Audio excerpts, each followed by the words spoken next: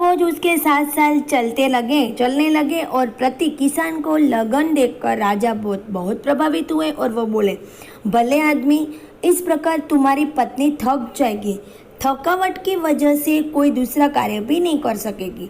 वो उनके साथ चलते चलते राजा बोल रहा है कि अरे तुम्हारी पत्नी थकावट यानी कि थक जाएगी और दूसरा कार्य भी नहीं कर सकेगी। किसान बोला, तो फिर बताओ मैं क्या करूं? राजा ने कहा, तुम मेरे साथ चलो, मैं अपना एक बैल तुम्हें देता हूँ, मगर इतनी देर मुझे काम रोकना पड़ेगा, तुम ही बैल ला दो। किसान बोला। किसान को तो पता नहीं था कि वो एक राजा है, तो उसने ऐसे बोल दिया कि तुम लेके आओ। अच्छा ऐसा करो, तुम अपनी पत्नी को रथ के पास भेज दो, वह मेरी पत्नी से बैल ले आएगी, तब तक मैं तुम्हारे हल में जूतूंगा। राजा ने कहा, अरे एक राजा होकर देखो, इस पाठ से हमें ये सीखने को मिलता है कि कोई छोटा बड़ा नहीं होता है, काम ही होता है। वो इतना बड़ा राजा है लेकिन उनको बिल्कुल ऐसा नहीं है कि अभिमान जो बोलते हैं ना, उनको ऐसा नहीं है कि मैं क्यों जोता जाऊं। अच्छा ऐसा करो। किसान इस बात पर राजी हो गया और राजा भोज हल में जुट गए। किसान की पत्नी रथ के पास चली गई, उसने सारी बात बता दी। रानी ने पूरी बात सुनकर, तुम्हारा बैल तो कमजोर होगा, वह हमारे बैल के साथ नहीं दे सकेगा। उनकी पत्नी फिर ऐसे कहती है उनको कि निर्बल यानी कि अशक्त, एकदम वीकनेस वाला होगा, तो हमारा तुम्हें काम आएगा नहीं। किसान की पत्नी दोनों बैल लेकर खेत पर पहुंची। किसान बहुत प्रसन्न हुआ। राजा भोज ने कहा, अगर कभी कोई दिक्कत यानी कि बाधा, अगर तुम्हें कोई भी परेशानी हो तो मेरे पास आना। यह कहकर राजा भोज ने अपना परिचय दिया तो किसान बहुत शर्मिंदा हुआ।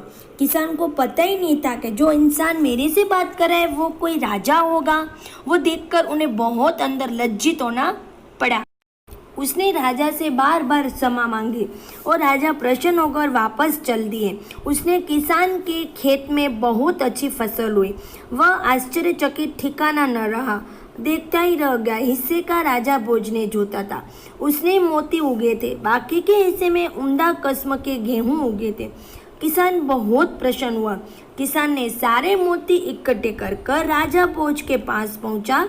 उसने सारे मोती राजा भोज के चरण में रख दिए और राजा को सारा किस्सा कहकर सुनाया।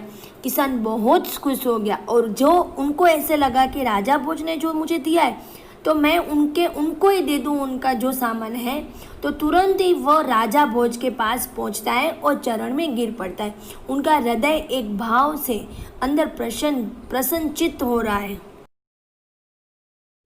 राजा ने कहा, ये मोती तो तुम्हें खेत में उगे हैं, इन पर तुम्हारा हक है, इन्हें तुम अधिकार से रखो। नहीं महाराज, यह आपके परिश्रम का प्रताप है, इसीलिए मैं इन्हें ले जाऊंगा। मेरी प्रार्थना है कि आप में इन्हें राजा कोष में जमा कर लें और गरीबों की भलाई के लिए काम में लें। किसान ने प्रार्थना की। किसान की बात सुनकर राजा बहुत प्रसन्न हुए और मोती को स्वीकार कर लिया। ऐसे भी आदमी होते हैं जो हमें पता नहीं होता है, उसके समय में उसने इतनी मदद की तो वो क्यों मदद नहीं करेगा। इसीलिए वो खुद अंदर से अपने राजा को ये मोती देने गया प्रसन्न होकर, और उसने कहा कि आप एक गरीब को काम आ जाए किसी की भलाई में, वह लेने के लिए उसने प्रार्थना की और राजा भोज ने मोती स्वीकार कर लिया। हमें भी राजा की तरह एक निर्भय भाव से अच्छे प्रजा प्रेमी स्वयं खुद के दुख को समझने के लिए अपने आप हमारे दुख भी दूर हो जाएंगे, ऐसा हमें काम करना है। Thank you student.